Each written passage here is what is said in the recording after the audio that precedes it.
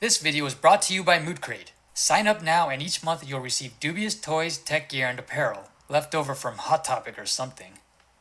Ah, the Famicom. What a great console. Superb quality control combined with the best developers the video game market had to offer. Not.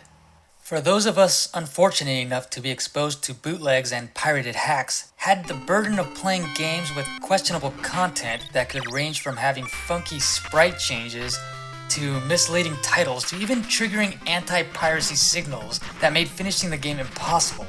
But today I'll talk about a specific type of game, Dream Mary, which deserves a category of its own. A strange trance of graphical glitches that must be seen to be explained. As you can see, the graphical data on the right is correct, while the left side looks like the game is throwing up tiles at random. But what changes were made that caused the game to behave this way? Only one minor change, and it's a hardware mod. That's right, Dream Mary isn't even considered a ROM hack in a sense. It is comprised of a simple mirroring swap. What is mirroring, you may ask?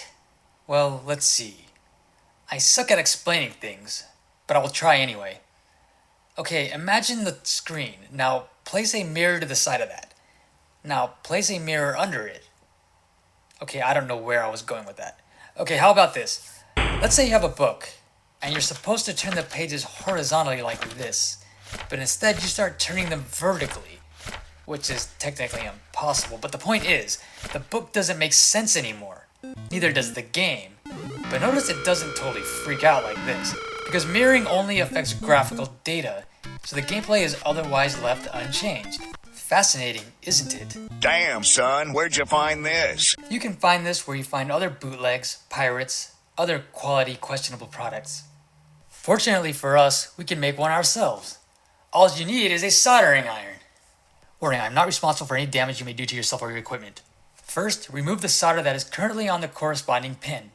Then add a drop of solder on the opposite pin. Let dry. Mission complete. Now sit back and enjoy the monstrosity you created. Okay, so this is sort of fun and all for the first 15 minutes, but you can do this with other games. Here are some suggestions. Dream Bike, Dreamvania, Bomber Dream, Mega Dream, Little Nemo the Dream Master, and my personal favorite, Dream Alley.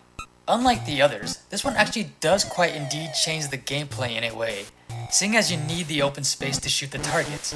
However, because the buildings have been moved around, this throws your strategy, so a keen eye and some luck are required. Yes, luck, because you can't always see what's behind an obstruction.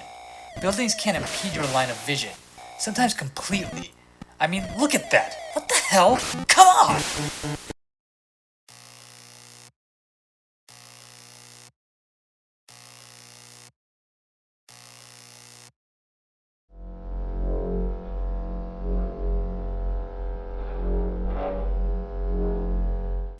What the hell? Come on!